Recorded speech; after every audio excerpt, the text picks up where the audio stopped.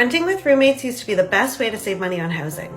And while that's true, you might be shocked at how much it costs to share living space nowadays. In a growing number of Canadian cities, renting with roommates costs upwards of $1,000 per person. According to March listings on rental.ca, the average advertised rent for a spare room in Vancouver was $1,400. In Toronto, it was $1,300, and in Montreal, around $900. In smaller cities like Victoria, Calgary, Halifax, and Ottawa, renting with roommates costs on average $800 to $1,000 a month. So why is rent so expensive? A couple of reasons. Higher immigration, the return of post-secondary students on campuses, and the steep rise in mortgage rates that have forced some prospective buyers to rent a little longer.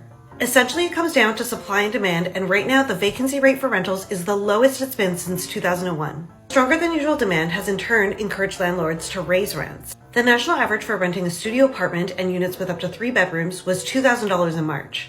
That's 10% higher than the year before. Here's a closer look at how much renting a room has increased since 2019 in a couple different cities. In Calgary, the cost of renting a room jumped 26% during the pandemic. Over in Atlantic Canada, renting a room jumped 49% in St. John and 38% in Halifax. In Hamilton and Kitchener, which both have large student populations, renting a room costs 45% more than it did 4 years ago. Are we likely to see rents drop? Probably not anytime soon. Instead, we'll see more adults seeking roommates in order to afford living in big cities, and more post-secondary students choosing where they go to school based on how much housing costs. For more housing tips, follow the Globe and Mail.